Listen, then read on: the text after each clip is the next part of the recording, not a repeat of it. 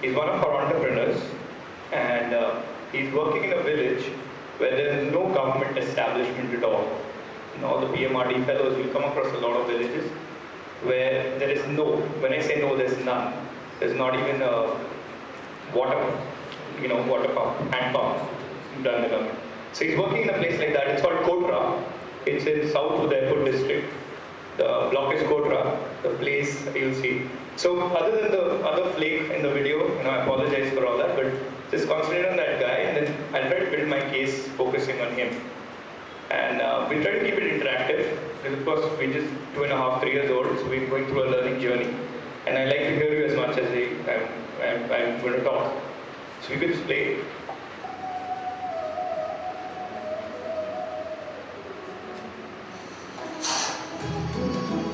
Moving further into villages of India, one would witness the true disparity.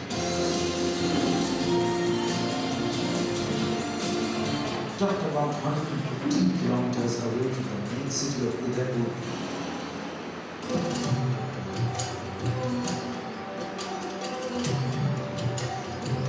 is a quiet tehsil of Kotra. This poverty-ridden village, inhabited by Adivasis, is placed in trade neglect. Definitely, there were a lot of products and a lot of good qualities things that were there in the urban markets or in western markets. But the real problem was there was no bridge or there was no distribution network to take these products from these urban markets or from these innovative people. Any questions? The fact that I'm trying to make is a lot of people think about rural entrepreneurship and you always go in with a particular model, you go in with a particular thing or a particular objective, but things change accordingly. And the guys who actually manage to do well or manage to actually get towards the end are the guys who manage to be the most flexible and manage to really adjust according to the circumstances. So that what we are really plagued of in India, and I'll give you the reasons, is not that we are not hardworking or innovative or corrupt or anything. It's just that there's not a nice conduit or there's not enough access to particular areas of this country. And by access, I'm not just talking about physical access. I'm talking about all kinds of access that you and I have. So even simple like access to a toothpaste, so that you have better teeth, or access to clean drinking water, or access to having so many lights in the daytime. Little things that are probably available in the national context, in the macroeconomic context, and that's probably very available or taken for granted in cities, but are not there in particular areas which are suffering from it. That's how we started. We obviously started with a little solar lamp that we designed like a lot of other companies over here.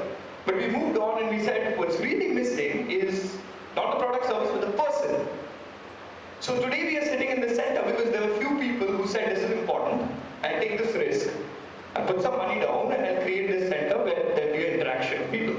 So what's missing is that group of people. And in a bigger context, what was really missing in this group of people, or especially people who are going to work in the Naxal areas, is the aspiration. And I spent a whole amount of time doing research in Medipur, which is in Bengal, in Jhargram and Nainital, which are really Naxal belts. And I found what was really different about people over there and from people in the cities was aspiration. So you have these little kids, you ask them, "Bade hoke kya banoge?" And you do that in Delhi, they say, "Astronaut banunga," fighter pilot, Manmohan Singh, yeah, somebody would know, maybe somebody. But over there, they would say, when I asked a bunch of people, majority, a lot of them said, "मैं driver बनूंगा, taxi driver." क्यों taxi driver? क्योंकि उन्हें तो पैसा नहीं लग रहा बोलने को, कुछ भी बोल दो, नहीं taxi driver. It's very, very strong. I was like, why taxi driver? So I started looking around and trying to understand, and I found that the taxi driver in these villages would be the conduit, or the person who would be the interface between them and people. Whatever product comes, we create a model around the person. We create the model based on distribution. So Boond started at that time. We now, fast forwarding it till now, we have a bunch of products. We do both ways. We also sell as well as we source. From some places we found they do something, we source. And the website is kind of our interface to the outside world. And what we traditionally try to do is we try to stay there. And as we are talking about challenges of rural India, the real challenge that we found out when we do this kind of products and services, and Ajay could probably talk about it much better, is this lack of three things. One is in India, there's a lack of servicing. You know, when you do BOP 1.0 and you do shampoo and soap, you don't need servicing, it's consumer and it goes, so it sells well. But when you have some item which needs servicing, for example, this light or this pan or water filter, our system collapses. I mean, it's a joke, but I don't get good servicing in India. If something breaks, then I call like 3 bar phone karna padta. The sales guy is obviously far better, more paid than a servicing guy. It's kind of sad. So we found the same problem in the village, and we found that in the village it gets compounded because the amount that you spend on a product is huge based on the proportionate income that you have. So if you don't get servicing, you don't build that trust relationship, you don't want to go into that product again. In solar, there's a live example from 1984. Solar has been, come back and on. And we went to villages where they have a panel which they use for basically a shed over the boat because it doesn't work. Battery ka 6 mahine mein kharab ho gaya, nobody did anything. So servicing was one of the issues. We said before we sell, we'll ensure there's a technician in every village who can service it. And you can have any product, you can claim anything to me that ये तो नहीं टूटेगा, guarantee